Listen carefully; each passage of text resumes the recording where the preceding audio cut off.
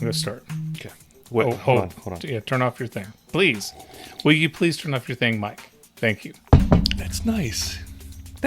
See what that's like? Hey, being nice. Do you see what that's like? Do you feel pleasant now? Yeah, I don't know how that feel being nice. Did endorphins release in your brain? Yeah, I think so. Yeah. All right, let's start the show. I think we just got the cold open. Go, hit it. Don't call me stupid. Oh, right! To call you stupid would be an insult to stupid people!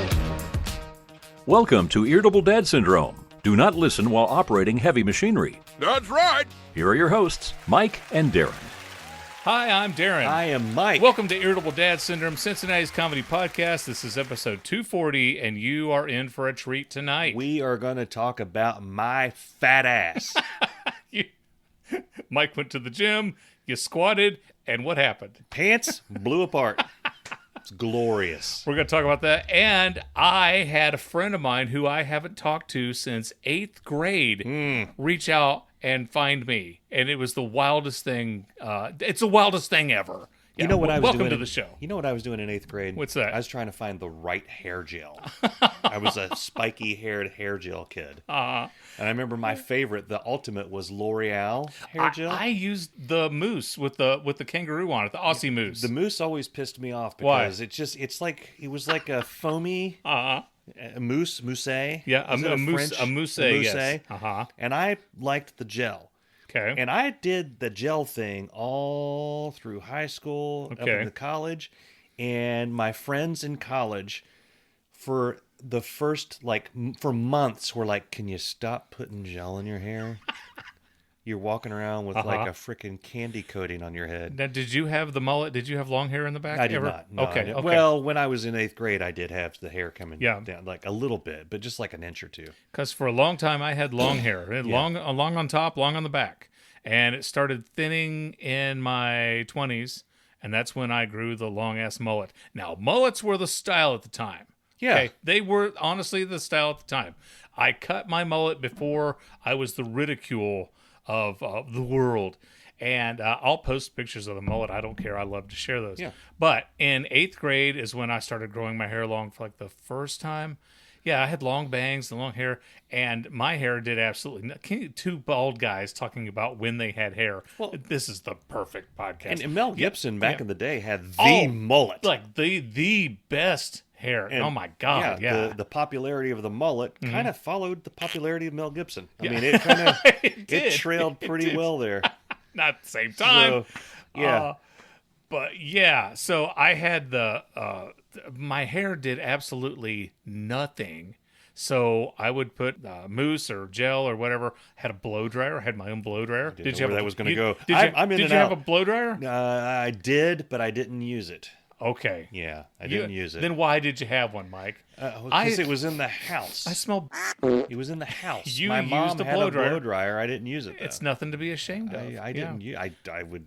But yeah, so when I would use it now. When I dried that mullet, I would just turn the. Oh God, this is an audio podcast. Yeah. Just brush it out. It was great. Darin is doing a nearly pornographic action with his hand near his head. That's and right. I'm very uncomfortable at this point. Yeah. So we're two bald guys in a basement talking about crap. If that's not what you wanted to listen to, then you're listening to the wrong show. That's right. But you've already got this far, so you must like something. Yeah. But yeah, so here's the thing. Out of nowhere, I get this Facebook friend request from this friend of mine who I believe the last time I saw him had to have been 8th grade when I lived in Virginia. Guy's name is Jack. And I get this friend request. I'm like, holy crap, this can't be. So I send a direct message before I accept it. I'm like, yeah, this is a name I haven't heard of in probably 40 years. Close. Yeah. I said, are you the Jack that I knew from when I went to school in Virginia? And he replied, he says, yeah, that's me. You started vetting him. Yeah. Yeah. I did. Make well, sure. I don't know what happened that made him. He says, for some reason out of the blue, I was thinking about you. And I think, I wonder if he's doing anything. And he says, I searched you up on Facebook and that was you. And here we are. So we're chatting. Yeah.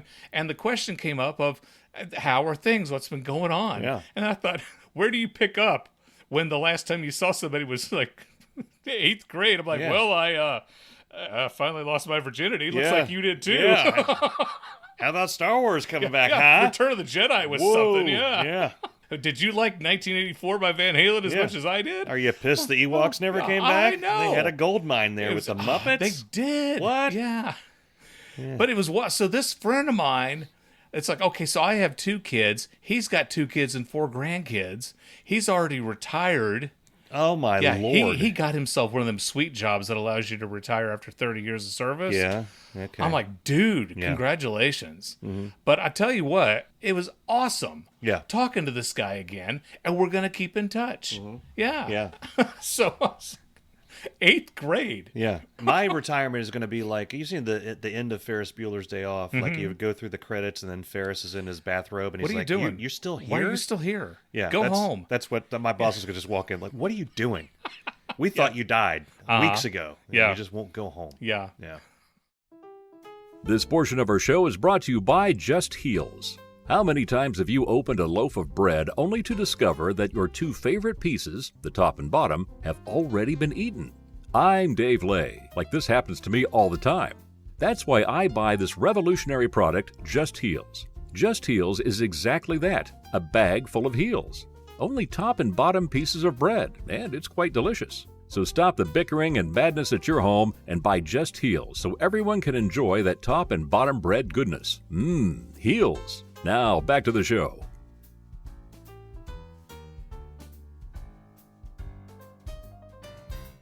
How are things? Things are going good. It's Yeah. starting to warm up a little bit. It was 21 degrees here. Warm up a little bit. It was 17 last week. Yeah. Yep, I've turned to my dad. Boy, it's supposed to be 16 tomorrow. Yeah. Wild turkeys are coming down off the mountain, which means it's going to snow. Yeah, Dad. I heard it's going to snow watching the news. Yeah. So I'm starting a new exercise routine. Okay. All right. I've done the same thing for years, and I've wanted to switch things up. I'm doing the Schwarzenegger The Pump app. Uh-huh. Yeah. Right. So you load this thing in, and you get to choose: do you want muscles or do you want to lose weight? Okay. And I said yes. Yeah. But it makes you choose one or the other. Right. I chose lose weight. Okay. So I've been doing the thing. Well, I honestly don't think you could get any more muscles than you got. Here's the thing. Dude, Mike's arms are jacked. That's the only place that muscle is in my body. I'm like a Jello person with arms. It's pretty hideous. So I start this routine. Now, the new thing with this is it has a warm-up, which I haven't had since I took the taekwondo with Andrew back in the day. Do you remember those days? I do. That's when I first met you. You Yeah. and Andrew were doing the taekwondo. So I was relatively fit. Taekwondo. I ran a half marathon. I damn near ran a full marathon. I Right. walked most of it after I blew out my knee. They didn't tell you to stop. Yeah, they didn't. Yeah. The point is that I thought I was in awesome shape. I was in awesome shape compared to how I am now. I Right. was great. And then Bess is like, hey, they do the taekwondo down at the YMCA. That would be fun for you and Andrew to I love do. how you put the YMCA. Yeah. So, Andrew is a little kid at this point. And I was like, hey, buddy, do you want to learn how to beat ass? Yeah. Like beat people to Take death? names? Yeah. Yeah. Destroy them? Yes. Take And away everything they've ever hoped for and dreamed. He said, Daddy, you're scaring me. And Beth said, yeah, you're coming on a little too strong. And she said, just go do something and I'll talk to Andrew. She's like, put him in a body bag. Yeah, somehow we ended up in the taekwondo. And I walked in there with an attitude. I'm like, this is, what are you going to do? Like a few jumping jacks, a couple of push-ups? I have a feeling that you walk into most things with an attitude. I do. Am I right? I do. Okay. But I'm right. What is that called? I was a bit arrogant. And I walked in there. Can't imagine and that. we did the warm-ups. And after about 5 minutes, I was practically in tears. Yeah. And I learned a very valuable lesson, is that I was not in as good a shape as I thought I was. And then I got in good shape on that side, and then I went back to the gym to try to lift, and I couldn't do that anymore. So I'm trying a new thing. And the point of all this is that it has a warm-up routine. The first few times I did this, the warm-up routine was pretty much enough for me. Yeah. Right? I've gotten to the point, I'm on workout 9. I'm able to get through the whole thing. I go yesterday. I have workout shorts. That's what I was wearing. Yeah. I've told everyone this story, and they're like, were you wearing skinny jeans? Were you wearing paper mache? No, I was wearing exercise shorts. I was wearing what you're supposed to be wearing. Yeah, at the gym. First thing I do, I have to do 30, count them, 30, 3 sets of 10 body weight squats. Okay. Body weight means something very different when you're in your late 40s than it does when you're in your 20s. When you're in your 20s, it's like body weight squat. What are you doing? Do you squat your actual body weight? I do squat my actual. I don't cut off any limbs or anything. I go down with everything and I come back up. And I do it relatively fast. And that's just part of the warm-up? It's part of the warm-up. Good God. So That'd be the whole routine for me. I squatted down, and I heard... and I looked at the people around me, not, I hope they didn't hear that, more like, who just their pants? Right? Then I felt a bit of a frigidness about my nether regions. A slight... decrease in temperature around the jewels. An intense decrease in temperature, I would Intense? say. Intense. Okay. And I came back up, and then at that point, my brain had ascertained that my buttocks were exposed. Ascertained. I had underwear on. That's had smart for figuring it out. Dark green gym shorts and bright blue underwear. I squatted so you look again. Like the Incredible Hulk. I did.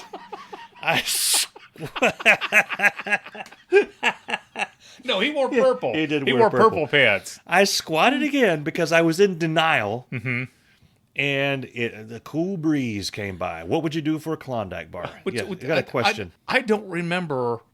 What's the Hulk's name? David Banner. I don't remember Bruce Banner ever wearing purple pants, but the Hulk always wore purple pants. Okay, go ahead. It was the 70s. Purple was a dime a dozen. Purple haze. Yeah. Back to the story. And I came back up, and then I stood there for an extended period of time.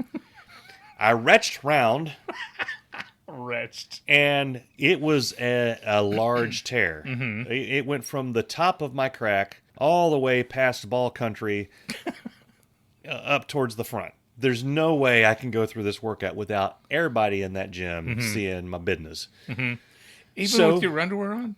Well, do you wear tidy whities? No. Well, I don't want them seeing my underwear because I didn't know. Okay. I wasn't aware of skid marks being there. God, those are on the inside, not the outside. Hey, well, I don't know with you. There's videos out there of the TikTok. If there's a video of a dude like doing somersaults and it's bad. I didn't have any. I don't want to get gross. I had none. But now you don't. I don't want to be the guy with the split ass. Right? Yeah. There's children in there, for God's sake. Yeah. So I walked over to Andrew. He was on the other side of the gym. And I said, I'm leaving. And he said, and I quote, "You just got here." And I said, "I just split my pants and my ass is hanging out. I'm going to go home." He grinned like I was joking. I turned around and I saw his eyes go down and he witnessed the damage. And he laughed. And I left the gym in shame. Came home, made dinner, went on with life as normal. And then you proceeded to share the story on social media and on your podcast. I told Bess, and you saw. I mean, I shared her reaction on social media. Yeah. My deal is, I use that as an example of why I occasionally have to buy T-shirts and gym shorts. Every time I get new gym shorts or a new T-shirt to work out in, I get questioned, "Don't you have enough T-shirts?" I do have enough T-shirts, concert T-shirts, but I'm not going to work out in my Billy Joel concert T-shirt. No, you're not a freak. Billy Joel swole. That's free. The point is, thank God you didn't charge me for that. I really liked these shorts. They were Fairland High School shorts. The Fairland High School is where I went to high school, and they were a gift. And they are split in twain. Wow, all betwixt. So it's horrible. Yeah. Years ago, we were going to church, and we're all walking in from the parking lot. I dropped my keys, or I dropped something. I bent down to pick them up, and my pants ripped from the crotch all the way around to between the old back pockets. Yeah.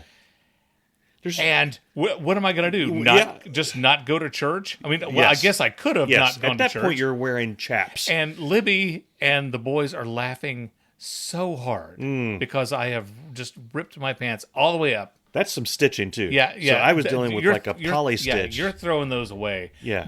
And then I made it worse by saying, "Oh, those are my lucky pants. Those are my comedy pants." Yeah. Because when I did my first comedy show, opening up for Michael Flannery, those were the jeans that I wore. I did really well, and so those were my comedy pants. Every time I had a gig after that, I would wear my comedy pants. Yeah. I would wash them. Right, and it's not like I had so many comedy gigs. Like, Darin, you wear the same gig each 100 times you perform. No, it was, I wore them like 5 times, but still, it's like Sinbad has his comedy outfits that he wears. That's right. Yeah. And Eddie Murphy had the red leather suit. Yes, he did. He had the red leather, and I had the fade, and they were like faded from the knee. They were like that's what you want. They were intentionally faded, like from the knee up the thigh. Acid washed. Were they acid washed or stone washed? They weren't stone washed. They weren't acid washed. Boys and girls, back in the 90s, you couldn't buy normal jeans. No. The only way you could get normal jeans is if you went to the hardware store and you got Carhartts. That's right. Other than that, it was like, do you want them acid washed, stone washed, bleach washed, button fly? Oh my God! When I was a kid, you'd get a new You'd get a new pair of jeans for Christmas. Yeah, and they would literally stand on their own. I mean, you had to roll them up in a metal pipe. And then wash them and beat them down. You had to wash them 2 or 3 times before you could wear them. Yeah. They were so hard. Yeah. That's what she said. Nowadays, I don't even know what happens. No, they're all skinny jeans, so that's why I don't know, because I can't wear my skinny jeans. My tank ass into them. Anywho, yeah. I do have I want to answer a question here. Stump is asking, were those the shorts you've had since high school? No. These were purchased for me. I've had them about... Oh my gosh, probably about 15 years. Purchased. I've been using them for about 15 years. I think that's a pretty good run. I had a pair of swim trunks. They were orange. And we were getting ready to go to the pool, and I bent down to get something, and they ripped right down the middle too. And it broke my heart because these swim trunks I had taken to Hawaii. They'd been to Australia. God knows how many times we took them to Myrtle Beach, and so many great times. And then a tear was shed. And then I threw them in the trash, and I got my blue swim trunks. And then, so that's a great story. 3 years ago, in February, I went to see Tool. I was VIP Gold. I was like right there in front. And I got gifts mailed to our house. And one of the gifts was an exclusive jacket. Nice. It's badass. I still have it up there. Yeah. The armpit ripped. Like the second time I wore it, I was putting it on. Because you can't, it's I can't call the Tool people and say, this one-of-a-kind thing you got me, I can't. Yeah. Well, turns out last year you could. They started selling them. But I was like, whatever. You're listening to Irritable Dad Syndrome, Cincinnati's comedy podcast.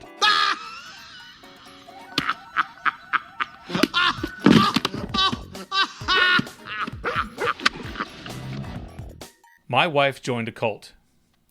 Okay, Excellent. she has talked about this for a while, and I didn't think that she would officially pull the trigger and join a cult, but she did join a cult. She bought Dianetics. No. Okay. No, she now she now grows.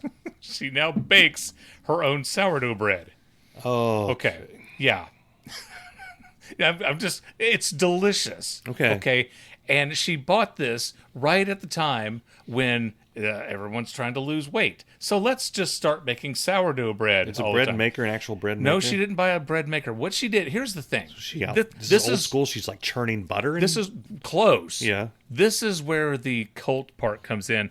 So she tried making her own starter. Okay, and I know nothing about this at all, but she and my oldest son, Jacob, are both in this cult now where they tried making their own starter and then making their own sourdough bread, and they had no luck. So Libby went on the interwebs. And as you know, Mike, yes. When you go on the internet and purchase things on the internet, online, that's just only the work of the devil. Okay? So she found... And Satan's playground, I think, is what the internet is. Yeah. There was a woman who sold Libby a sourdough bread starter, okay? Eye of Newt. For like, a rat's tail. 2 hairs of a virgin sheep. Yeah. A dragon tooth. Yes. And so she buys this sourdough bread starter off of this woman, and it comes with this thing explaining the history of the sourdough bread starter. The sourdough bread starter, Mike, Yeah. apparently is 233 years old. Okay? Now, the woman that we bought it from, she had it from her mother, and her mother bought it from a bakery. I don't know when she bought it, 1809. I don't know. But her mother fed the starter every day for 70 years. Is starter a euphemism for demon?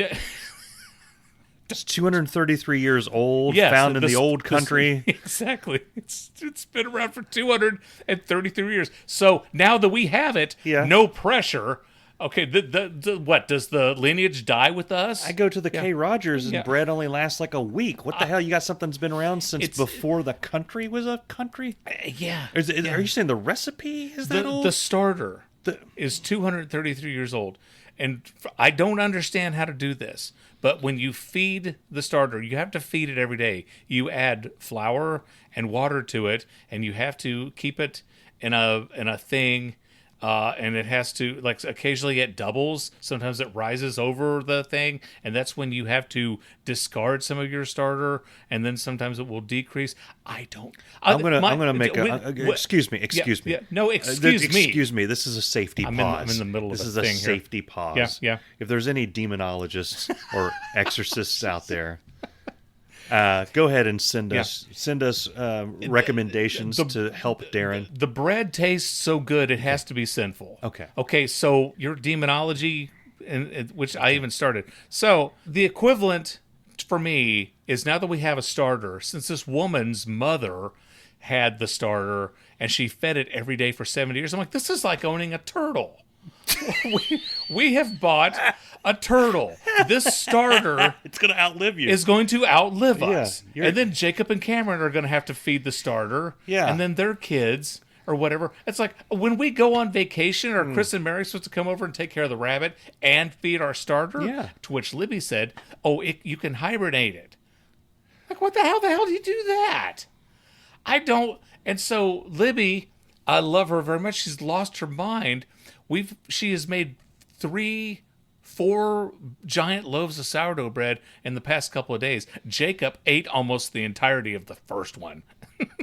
It's so good. It's really, really good. Okay. Yeah. Yeah. But today... Any strange happenings around the house? Any paranormal activity? But you walk into our kitchen and there's flour everywhere and there's dough on it's like the forks are covered in dough remnants, and I'm just like, and now I'm part of a marriage that's like man, woman, and sourdough bread starter. It's like, you know what the next step is. What's that? You're going to start to hear about how all the normal bread is. Oh, we've already... You know what I mean? You've already gone down that road? Yeah. Have you made sandwiches with this stuff yet? Yeah. Okay. Yeah. You're gone. Yeah, I know.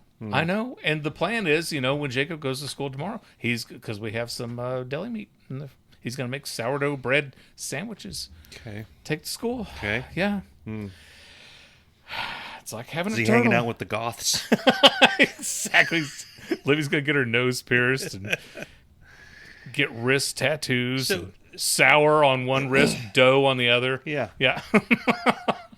I will say, yeah, it's delicious. Okay. But God love her. She gets so excited. She's like, look, the bread's got holes in it. You know what? It's crunchy on the outside, and she's poking it. Hello. It's soft on the inside. I know. I'm like, what are you doing? Yeah. Yeah. Liberella, I'll tell you, I get it. Every time I come up with a new recipe or a new thing to cook, that's all we're eating for weeks. It drives my family crazy. Mm-hmm. I've started following this guy on the Facebooks. Mm-hmm. Drew Cooks. He's Drew something. Is he the guy who winks and says, put it in your mouth? Yeah, put it in your mouth.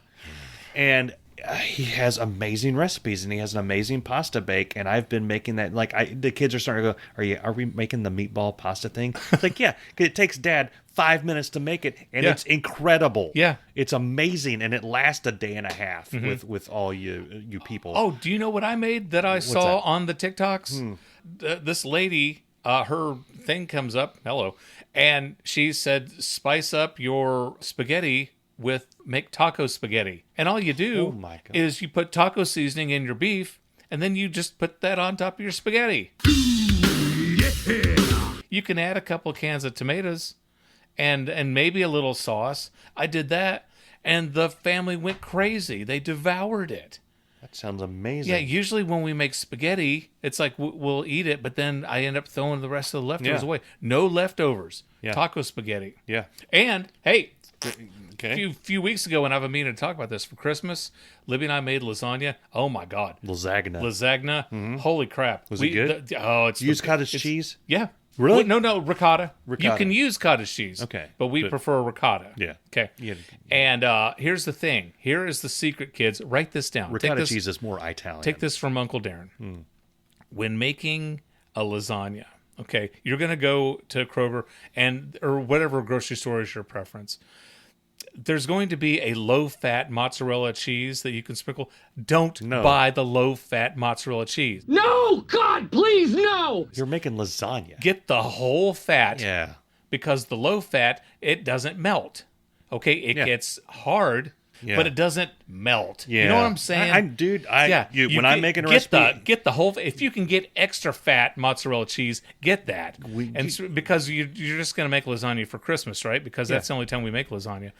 Put the whole fat, big-ass cheese in there. Let me ask you a question. Yeah. Because I have this. I'm not going to ask you a question. I'm going to tell you something and see if you agree with me. Because I don't know how to phrase this as a question. Okay.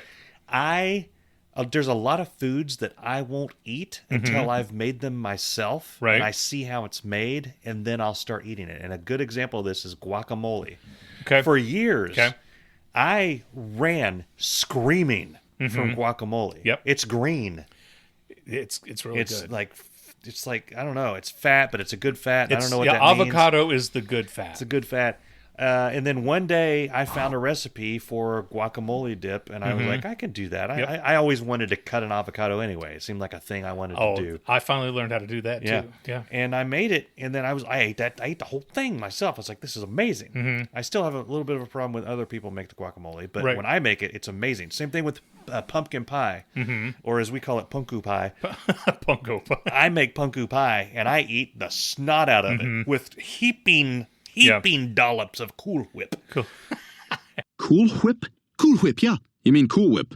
Yeah, Cool Whip. Cool Whip. Cool Whip. Cool Whip. Cool Whip. But if we buy a punku pie, or if we go to a party and someone else has punku pie, I look at it side-eyed. Yeah. Like, I don't know about that. It's not as good as my punku pie. We've decided that we're never going to buy pumpkin pie again, or punku pie, and we're going to do, because Libby made a homemade pumpkin cheesecake at Thanksgiving. What in the hell? Shut up. So good. On a homemade graham cracker crust. Yeah. You'll never eat punku pie again. Yeah. Hey, avocados. Yeah. So I've got a friend. Her name is Elise Jessie. She used to work at Channel 5. She was a sports anchor at Channel 5. And she still does coverage for the Bungles. Anyway, she has this, hey, I'm Elise, cooking with Elise on Instagram. And she was talking about making guacamole. Yeah. And so she cuts open the avocado, Yeah. and she takes her knife and chops it into the seed, twists it, and pulls the seed right out. Sorcery. I was like, holy crap, how did you do that? Yeah. And I even backed it up and slowed it down. Yeah, Pulled you it gotta out. be careful. You chop your hand off. Well, So the last time I made the avocado or the guacamole, I did that. Yep. I cut it, and I have really gotten good at buying avocados. This is Cincinnati's Comedy Podcast, folks. I can feel it, and I'm like, this one's black on the inside, this one's perfect, because with avocados, they good. turn black on the inside? Yes. You've got to... I'd burn down the house. I would run screaming and torch the house. There is a very, very, very fine line as to they're too ripe, they're perfect, they're bad. Oh. And you have to, once they get that, you got to eat them that day. Not the next day. They will go that black. Day. Yeah. Oh, that my day. God. But yeah, I was so proud of myself because I took my knife, I stuck it right there in the seed, I twisted it, and I pulled that sumbitch right out. And then you squeeze the peel, and the green stuff comes out of the avocado. I'm like, I'm just some avocado making son of a mother scratcher. Another good thing about the avocado is that seed. If you have a slingshot, Yeah. you're prepared to defend yourself if Chris Michael comes over. Yeah. Knock him right. If a right hobbit in the had forehead. that, they could take an orc out with that avocado seed. Yeah. This portion of our show is brought to you by Whompers all-beef footlong hot dogs. Hi, I'm Dave Lay. Having a party? Well, nothing livens up a get-together like some ice-cold beer, funky tunes, and a couple of packs of Whompers all-beef foot-long hot dogs. Whompers are packed full of flavor and have no fillers or preservatives. There's no doubt about it, Whompers will turn your hot dog party into a big old hot dog party. And remember, get a ruler and measure it yourself. If your hot dog isn't a foot long, you'll get your money back. Guaranteed. Back to you fellas in the studio. Speaking of The Hobbit, this friend of mine, Steve Hubbard, he posted, it wasn't his thought, but he posted it from somebody else on his Facebook page. Somebody raised a question of name a non-Lord of the Rings character from like a movie. Rambo. Who would... Let me finish. Name a non-Lord of the Rings character who could resist the power of the One Ring. Rambo. I'm sticking with it. Rambo would not... Okay. He wouldn't. The first person I thought was Captain America. Oh, yeah. Okay. Yeah. And then Luke Skywalker. We all agreed. Okay. No. All right. Luke Skywalker, he never turned to the dark side. You're right. He did not. He never turned. He could have controlled the whole universe with when in Return of the Jedi, when he threw that lightsaber, when the Palpatine was like, strike him down. That's not bad. Watch it again. Watch Return of the way Luke just flings it, and he looks at him like, yeah, I'll never join you. Yeah, it was before that point. Yeah, I know. He's got a disdainful, like, how dare you, pruny man. He flings it. It's awesome. I was never a Luke fan when I was a kid. I became a Luke fan in my later years. He seemed whiny when I was a kid. Well, he's still whiny. And Han Solo was the badass. I know. I'm still Han Solo. Yeah. I'm still all Han Solo all the way. Yeah. But it was funny because I said Captain America, and then Luke Skywalker. The kid said Charlie Brown. I'm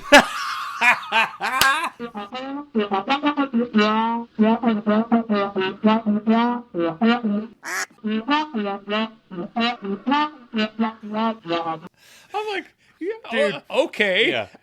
Yeah. You don't think Charlie Brown would take the ring just so he could kick Lucy in the face? Snoopy would take the ring before they get out of Rivendell.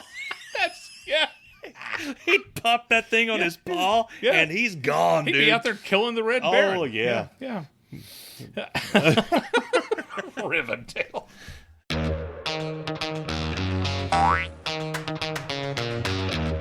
I was so excited for last week because I was going to tell you a joke, an old joke that I remembered, and I forgot all about it. And that always bothers me because I'll go home, and then I got crap. Because I was supposed to tell the joke to the thing. And I didn't. No, because I used to work with a guy who was from Venezuela. Okay. Yeah. And so we're having a meeting. And before the meeting started, one of our coworkers was talking about he went to a funeral and he was the pallbearer at the funeral. And I was like, oh, okay, we're sorry that you had to go to a funeral, whatever. We're walking out of the meeting. My buddy from Venezuela grabs me. He goes, he's lying. And I said, what do you mean? He goes, they wouldn't have polar bears at a funeral. Okay. Not polar bear, pallbearer. So we do dad jokes at work. Okay. We have a production meeting. We go through the whole thing, and we always end it on a dad joke. Okay. It's kind of a thing to get everybody, yucky. And I often give answers that I think are better than the actual answer. Okay. And yesterday was an example of that. And I got agreement for everyone. It was, what did the frog order at the fast food restaurant? Ribbits? A Happy Meal. That was my answer. I think that's funny. But the real answer was French flies. Like, no, Happy Meal. Happy Meal. Happy yeah, so Meal everyone agreed that Happy Meal. It's also better than Ribbits. Yeah. I've been meaning to tell you this for weeks. Over Christmas break, we went to Sandbox VR. Oh, yeah. Yeah. Virtual reality, Sandbox, and we played a game that was much like Lord of the Rings. Okay, and we were, oh my God, I was covered in sweat. I was losing my mind fighting these dragons and orcs and all these things coming on. And so there was four of us, me, Libby, Jacob, and Cameron. And we chose, I can't remember the name of the game we chose, but the lady who set us up told us that, it's okay. So I knew better, but I still didn't think that this is actually going to be the case. And what I'm trying to say is, she said, if you choose a certain weapon, there's only 2 male characters and 2 female characters that we can have that operate it. So I wanted an axe. Okay, Jacob had already chosen an axe, and Cameron had chosen an axe also. So I was the third person, so I had to be a female. Okay, I had a female character, which I didn't think there was going to be anything about it. Until we walk in and we get our gloves on and our glasses on and they shut everything down and we see our VR. And then I notice that I've got like the biggest set of boobs. And I'm like, these are nice. Yeah. Like, how am I supposed to fight orcs and stuff when I'm seriously just like looking at my own boobs? Yeah, yes. I'm like, Libby, see, you like my boobs? Did you look behind yourself? Did you have a badonkadonk? Yeah. You know what? I didn't have I thought I was going to have a nice butt too, but no. But I had some firm, supple breasts. Okay. And Libby's like, okay, stop talking about your boobs. And Cameron's like, Dad, stop talking about your boobs. Yeah. But VR was awesome.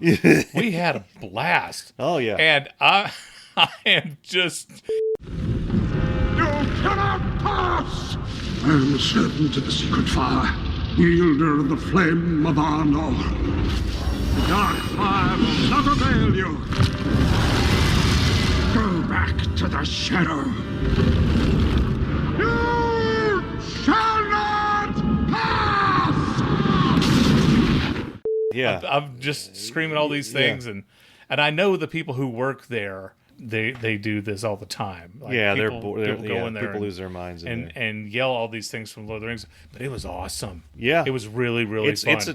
We have. I mean, you saw Charlie in there with the meta. Yeah, which the meta is a lot. He's a lot more free. We have the PlayStation, and you got a cord hanging out, which is still amazing. But you've got the cord you're tethered to.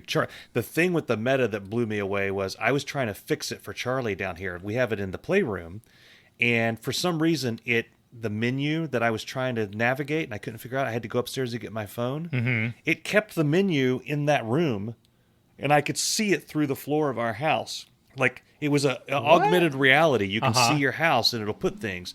So one of the games that it has for it is like zombies invading your house. You tell the game where the windows and doors are. Yeah. And then it like makes zombies try to come in, and you try to shoot them. Yeah. This thing had the window. I was like looking at the window down there, and I almost cursed in our kitchen because I was like, I've never seen anything like that before. Yeah. Amazing. It's a lot of fun. Yeah.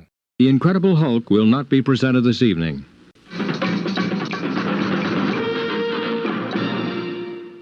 Over our Christmas episode, I had mentioned that, I had plans to watch The Disturbance in the Force. Okay. It's the documentary that they made on the Star Wars Holiday Special. Okay. I finally got around to it. Oh my God. This is a great documentary. Is it on the Netflix? You can, where is it? It's not on Netflix. I've got the DVD. I've got the DVD. Oh. I don't know where it's available, but it is available on streaming somewhere. This documentary is really, really great, and it explains, because so many people watching it now ask, why did they do this? And the basic answer was, bruh, it was made in the 70s. Yeah, everybody did Christmas specials then. Well, yeah, they did. Well, some of the examples were the Paul Lynn Halloween special that had Kiss on there. Yeah. That was hysterical. Shake it up, shake it down, move it in, move it round, disco baby. Donnie and Marie had their holiday special. And then looking back at this now, the Ron Jeremy Christmas special. I did not see that one. No, okay. No. But I hear it was uncut. Get it? So they explained that back in the 70s, they hired people to produce a show like ones who produced the musicals or the TV specials, like the Pauline special, Donnie and Marie, and all of those guys. George Lucas and the other people involved with Star Wars were afraid that Star Wars was going to disappear from people's mind. Like they were going to forget about Star Wars. Okay. So they had to keep doing things to keep Star Wars in people's scope, right? So they appeared on Donnie and Marie. Go on YouTube. Okay, there's this great episode of Donnie and Marie where they're dancing on stage with stormtroopers. Chris Christopherson is dressed as Han Solo. Marie is Princess Leia. It's hysterical. Richard Pryor had a special, and he convinced them to have like all the characters from the Tatooine bar, and it's just like, really, it was like the biggest movie ever. Yeah. And they were convinced that it was going to leave people's mind. They were going to forget about it. And they had to keep it on top of people's minds so that they would go see Empire Strikes Back when it came out 3 years later. I can kind of see that, though, a little bit. I mean, it's hindsight. Hindsight, yeah. Hindsight is clearly where we're going to... But I'm like, they were really concerned that people would forget about Star Wars. Yeah, it makes you wonder how much of our love for Star Wars was because it was stuck in our heads. I think But I mean, Harvey Korman plays 4 or 5 characters in it, and the Star Wars Holiday Special is really bad. Yeah. Maude, okay, what's her face? Who played Maude from the Golden Girls? B. Arthur. B. Arthur? She sings a song in it. Okay. And they had interviews with her from, obviously before she died. But, one of the points that they made was, okay, yeah, so many people talk about how bad it was looking at it now. At the time, kids who watched it thought it was great. Yeah. Yeah. Did you ever watch the Ewok movies when they were on? I saw some of one of the Ewok specials. So I saw one of them when they were on actually on. And I didn't think it was that bad. Yeah. I thought it was going to suck. Even as a kid, I was like, this is going to be terrible. And I started watching it, and it was pretty good. Turns out, it does suck. Yeah. Well, so many people say that the Ewoks were horrible in Return of the Jedi. I thought they were cute. No. Yeah. Yeah. Yeah, but they didn't. Okay, so their problem was that Lucas childrenized Return of the Jedi too much with the Ewoks, which I think is what he did with those. Okay. I hated the prequels. Yeah. I hated them. You don't say. I hated those never prequels. say. Jar Jar You've never Binks. I said- can't stand Jar Jar Binks. Yeah. It was awful. God awful. You're listening to Irritable Dad Syndrome, now in a convenient resealable bag. You'll be happy that I've done this. Over holiday break, we watched Die Hard with the kids. Yeah. Last week, we watched First Blood with Jacob and Cameron. Really? Oh. Yeah, did they like it? Loved it. You know what? That movie holds up. It does. It still holds yeah, up. I watch. Yeah, usually I watch the Rambo and Rocky movies once a year. It just naturally happens. Yeah. For some reason, this Christmas break it didn't, but usually it does. Yeah, First Blood and did you watch First Blood Part 2? We started First Blood Part 2. We got like 10 minutes, 20 minutes into it or something. Yeah. He went back to Thailand. Yeah. And was hanging by the plane and then fell. Yeah. Sorry, I've got the soundtrack in my No, head. it's okay. It's okay. That's a James Cameron joint. Yes. Yeah. I didn't know that. And I will say this: A, it holds up, and B, I think if it were released today, it would be rated G. I'm sure. I think there's a Muppet somewhere in there. I don't think Wembley so. the Fraggle is in the forest somewhere. But yeah, it was really, really good. We just really super enjoyed it. Yeah. I'm going to get you. Best line in Sylvester Stallone's. But I'm telling you, and I was watching, like when I watched Die Hard, I forgot. Like everybody's talking about Alan Rickman being the villain. The real villain was that guy who was the Dwayne. The guidance counselor in Breakfast Club. This is my show. Yeah. No one's telling me how to run this. I'm not the one that got on live TV, Dwayne. Yeah, I know. movie, Yeah. He was just like, what was the actor's name? He was the principal in Paul Gleason. Yeah. He wasn't the principal. He was like the guidance counselor. He was whoever who was in charge of study hall, and he had to do detention that weekend or whatever. Don't mess with the bull, young man. You'll get the horns. Yeah, he's the bad guy. Yeah. I couldn't stand him. Yeah. Alan Rickman at least was, had charisma. Yeah. Paul Gleason was just him and the FBI guys. Yes. Agent Johnson. This is Agent Johnson. Yeah. No relation. But then, it's the same thing with Brian Dennehy in First Blood. Oh, this is my town, and I'm going to run things my way, and no one's going to be in here vagrating and get out of here and whatever. Yeah, you're vagrant. And he had warning after warning after warning after warning, and Brian Dennehy would not listen. One of the reasons, what is the Colonel Troutman, what is that actor's name? Richard Crenna. One of the reasons I watch the Rambo movies over and over is for Richard Crenna. He overacts his part. Oh, yeah. So awesomely. Like, it goes beyond. There's a point where you overact so much that it comes back around and it's Oscar worthy. I built that machine. Yeah. What you call hell, he calls home. Eat things a goat wouldn't eat. Yes. Yeah, Sergeant, your men are already dead. You know, it's just. You can actually hear Sylvester Stallone typing the Oh, keys. yeah. Your men are already dead. Yeah, because Stallone wrote the screenplay with 2 other people. Yeah. He wrote all these things. Like, he bought the character of Rambo. So in the original book for First Blood, Rambo dies. Mm-hmm. John Rambo dies, and when Stallone was doing the movie, he's like, I don't want him to die. I want to make like 1 million sequels. I'll go big 17 sequels. Yeah. I loved it. It was great. Yeah, I think he should have stopped with Rambo 4. I love the Rambo series, but I don't think Rambo 5 needed to be there. I can't remember the last one I saw. Was Rambo 5 the last one? Yeah. Okay. Then Rambo 4 was the last one I saw. That Rambo 5. God, that was violent as hell. Oh, yeah. I had blood dripping out of my screen. Yeah, Rambo 4 is basically the special effects guys coming up to Sylvester Stallone and saying, with CGI, we can put blood everywhere. Yeah. Like, okay. Yeah. Hey, let's do it. What happens if you get me on a 50 caliber that's in the jungle for some reason and I shoot at 500 people? What happens? They're like, here it is. I mean, there were people who were never shot or stabbed that were just bleeding. Like, they just blow up. Why am I bleeding? Yeah, and he sneaks up behind the guy. My nose is bleeding. Yeah. Killing's as easy as breathing. And then he chops the dude's head off with the machete. He turns into Jason Voorhees. He does. In Rambo 4. Yeah.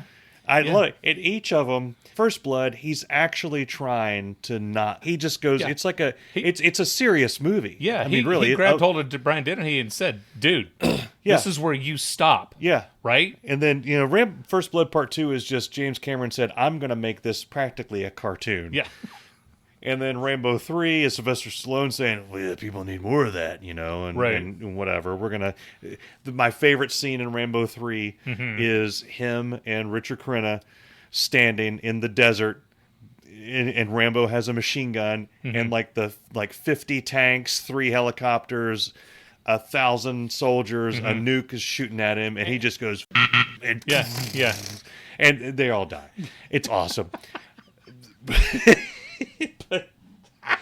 In Rambo 4, it's like he doesn't think I'm a peaceful man. Yeah, he just goes in with a knife on that one, right? He's using his rice cooker. He's trying to get the starter going, but he's doing all that stuff with the Ouija board and the salt. And then and then these people are like, well, we want to go to Burma. You got a gun? Yeah, well, you're not changing anything. I know. And they go, and then you're on a boat with Rambo. He's Captain Peace, but it's only a matter of time before somebody... He gets triggered. It triggers him. Yeah. And then, oh, Nelly, here come the 50 caliber in the middle of the jungle. That used to be like every Chuck Norris movie. Chuck Norris was fine. Yeah, and everything was good. And trimming his beard. He would... stretching. Chuck Norris would defend himself. Yeah. Right? But then, you killed my dog. And then he does the slow walk down the hallway, and then he kicks everybody's ass. Then you killed his best friend. And then, that slow walk down the hall, I remember because we were kids, we're like, oh, here we go. Chuck Norris. I was watching a podcast, they were talking about the Death Wish series. Have you ever seen the Death Wish with Charles Bronson? Yeah. Yeah, he's like a vigilante. And the first couple, it's like, oh, somebody's got to get, attacked, somebody in his family. By the time you get to Death Wish 15, it showed a scene of it. He walks out and there's like people trying to get in his car and he goes, hey, that's my car. Pulls out a gun and pulls away. What happened? What happened? Hey, what happened? Do you know that they tried to get Charles Bronson to play the character in City Slickers? He turned him down. He got pissed. Yeah. Goes, Charles Bronson doesn't die in his movies. Yeah. Right. So they give it to Jack Palance. Jack Palance wins an Academy Award. Awesome. Awesome. Yeah. I crap bigger than you. We watched this movie called In the Heart of the Sea. Okay. With Chris Hemsworth. Okay. And then Spider-Man was also in it. Tom Holland. Tom Holland. Thank you. And it's based on the story of when The dude, it's based on the true story of the whale that attacked the ship that ended up being the book Moby Dick. Free Willy. Okay, no. Okay. Moby Dick. Okay. It's a Ron Howard joint. Oh. Right? Yeah. And we're watching this movie over at my mom's house, and the movie is green. Okay? They get out onto the ocean. Yeah. And the movie's green, and I'm having a hard time enjoying this movie because I'm thinking I'm going to have to take Mom's TV down and get it fixed because her TV is green. So they must have filmed it in Destin, maybe. It's because of the water's green there. The sun would shine, and the sun was like a bright yellow, and the water was green. Okay. And I'm just like, everyone's like, this is a really good movie. I'm like, this movie is green. Yeah. This movie's greener than the Green Mile. Yeah. Right? Which we also watched over break. And after it was over with, I changed over to something else, and then it was fine. Okay. Because I even went and started jacking with Mom's settings. I'm like, I've got to fix something's wrong with your TV, right? You go on to the Reddits, as you call it. Yeah. And I was like, in the heart of the sea, green. And I'm like, yeah, that movie is really green. Oh, yeah. And I don't know why Ron Howard did it. It was uncomfortably, unnaturally, weirdly it's like green. The first Matrix was like that intentionally. Yeah. Their parts were green, and then suddenly it's almost like it's black and white. And it's like, what? I don't even know what happened to the TV here. I thought like the ocean was going to Hulk out on me. Because it was green, folks. Was it green? It was green. Yeah. Greener than Kermit the Frog's ass. Wow. Hello. Time to wrap up? Yeah. Okay. I Close us out, Mike.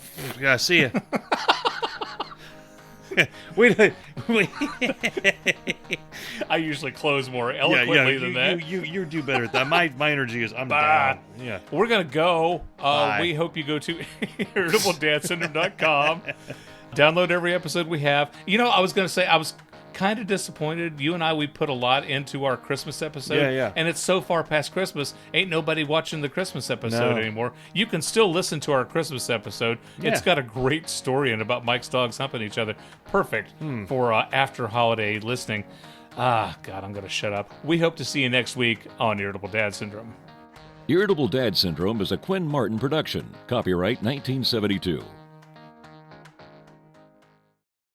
We had a pretty good, decent group of people here tonight. Yeah.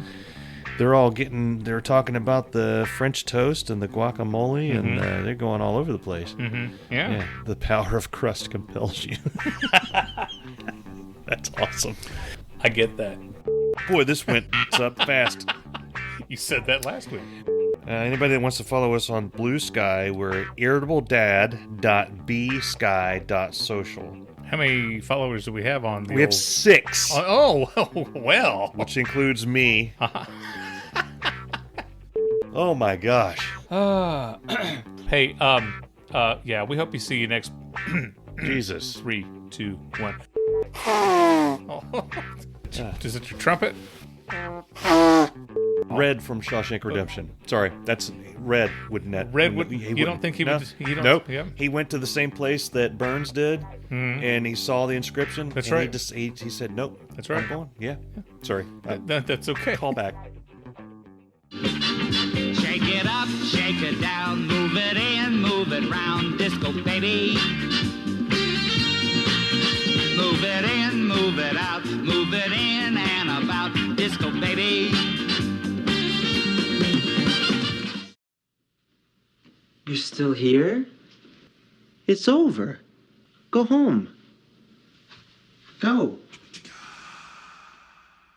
Bye.